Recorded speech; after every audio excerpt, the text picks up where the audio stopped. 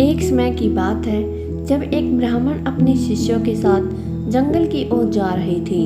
तभी उन्हें एक नदी दिखाई दी। वो सब वहां नहा स्नान करके रुक गए। तभी एक राहगीर वहां से गुजरा तो ब्राह्मण को नदी में नहाते देख वो उनसे कुछ पूछने के लिए रुक गया।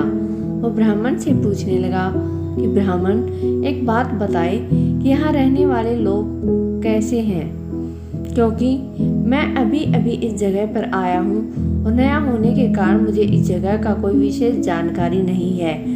इस पर ब्राह्मण ने उस व्यक्ति से कहा कि भाई, मैं तुम्हारे सवाल का जवाब बाद में दूंगा, पहले तुम मुझे ये बताओ कि तुम जिस जगह से आए हो वो वहाँ के लोग कैसे हैं। इस पर उस आदमी ने कहा कि उनके बारे में क्या कहूँ महाराज, वहाँ तो एक से एक कपटी और दुष्ट रहते हैं, इसीलिए तो उन्हें छोड़कर यहाँ बसेरा करने आया हूँ। ब्राह्मण ने जवाब दिया, बंधु, तुम्हें इस गांव में भी वैसे ही लोग मिलेंगे, कपटी दुष्ट। वह आदमी आगे बढ़ गया।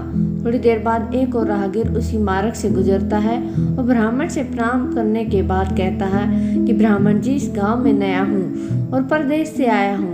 इस ग्राम में बसने की इच्छा रखता हूँ, लेकिन मुझे यहाँ कोई खास जानकारी नहीं है, इसीलिए आप मुझे बता सकते हैं कि ये जगह कैसी है और यहाँ के रहने वाले लोग कैसे हैं।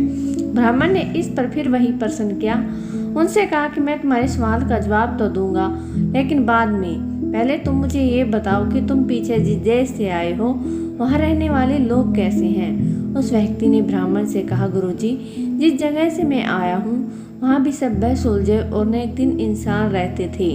मेरा वहाँ से कहीं और जाने का कोई मन नहीं था, लेकिन व्यापार के सिलसिले में इस ओर आया हूँ। यहाँ की आबोहवा भी मुझे भा गई है, इसलिए मैंने आपसे सवाल पूछा। इस ब्राह्मण ने उससे कहा कि बंधु, तुम्हें यहाँ भी नेक दिल और भले इंसान ही मिलेंगे। वह राहगीर भी उन्हें प्रणाम करके आगे बढ़ गया। शिष्य ये सब देख रहे थे। उन्होंने उस राहगीर के जाते ही पूछा, गुरुजी, क्या आपने दोनों राहगीरों को अलग अलग जवाब दिए? हमें कुछ भी समझ नहीं आया।